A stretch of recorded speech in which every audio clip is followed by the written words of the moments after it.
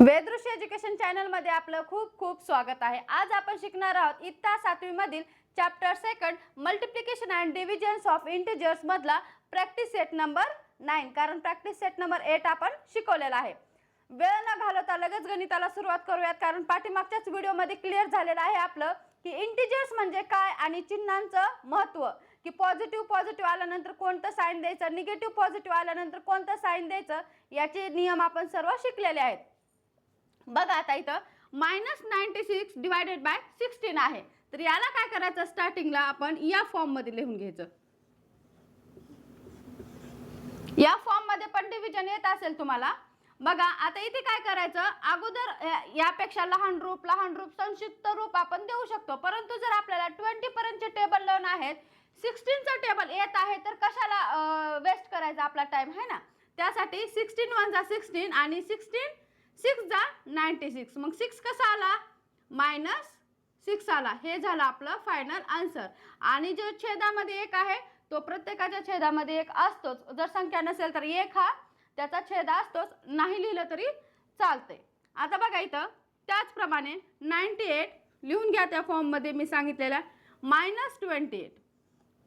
आता या दोन्ही संख्या कोणत्या टेबल मध्ये येतात,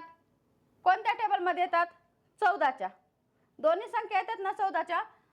14 2 जा 28, 14 7 जा 98। बघा चेक करा,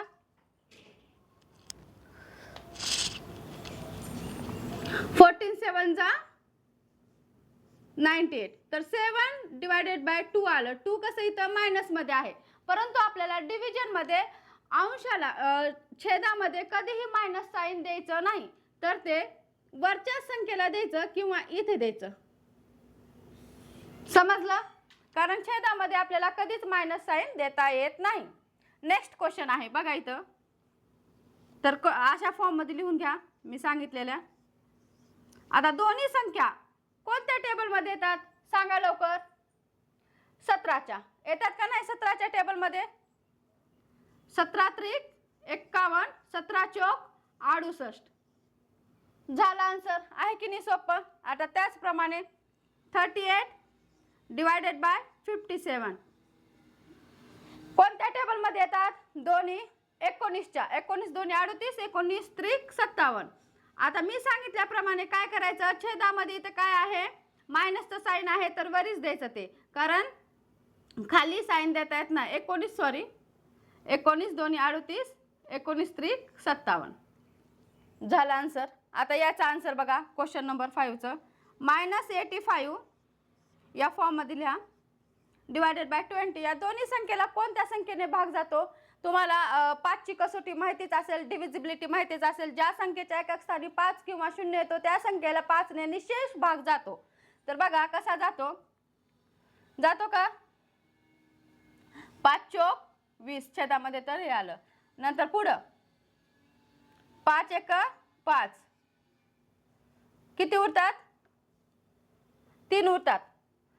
5 7 35 -17 डिवायडेड बाय 4 हे याचा आन्सर आलं। चला नेक्स्ट आहे -150 डिवायडेड बाय -25 आहे, तर काय सांगितलंय, कशा फॉर्म मध्ये लिहायचं बघा, -50 डिवायडेड बाय -25। आता बघा संख्या जर सेम असेल तर आपण काय करतो, हे सेम कटला, हा 0 कटला, हा 0 कटला, तसं करतो ना। मग इथे तसंच आहे, हे मायनस कटलं, हे मायनस कटलं, दोघंही पॉझिटिव्ह करून टाकले। आणि कसं 25च्या टेबल मध्ये 150 येतो ना, 25 × 150, मग 6 लिहा आणि 25 × 1 25 झाला आन्सर। आता याचा आन्सर तुम्ही कमेंट करा, कारण हे खूप सोपं आहे, तुम्हाला नक्कीच येईल। 20च्या टेबल मध्ये दोघंही येतात। आता इथं बघा 9 डिवायडेड बाय -54 कसं येतात, दोन्ही संख्या कुठल्या टेबल मध्ये येतात? 9च्या टेबल मध्ये 54 येतो का? हो येतो। 9 1 जा 9 आणि 9 6 जा 54, मग 6 कसं आहे इथं मायनस मध्ये येतं, परंतु आपला रूल्स काय आहे, डिव्हिजन मध्ये मायनस हे साइन वरीच द्यायचं, खाली द्यायचं नाही। त्याचप्रमाणे आता बघा 78 डिवायडेड बाय 65, आता इथं काय दोघंही पॉझिटिव्ह आहेत, साईनचं काही हेच नाही आहे. तर बघा दोन्ही संख्या कोणत्या टेबलमध्ये येतात? 13च्या येतात का? 13 5 5 13 संग 78 म्हणजे 6/5 याचा आन्सर झाला आहे. आता क्वेश्चन नंबर 10. आता 10 मध्ये बघा थोडी मोठी संख्या आलेली आहे, घाबरायचं नाही. तर बघा कुठल्या टेबलमध्ये येते हे संख्या मांडून घ्या अगोदर. मायनस. आता इथं काय होईल? दोघांचंही मायनस मायनस साईन कट होईल. नंतर इथं बघा 5 ने भाग झाला. आता इथं काय दोघांच्या एकक स्थानी 5 5 आहे म्हणून 5 1 5 वरी अंशात तर 5 येणार आहे, फिक्स आहे.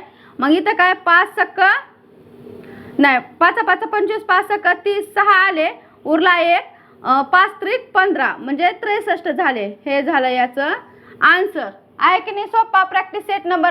अशा प्रकारे आपण प्रॅक्टिस सेट नंबर 9 पाहिलेला आहे.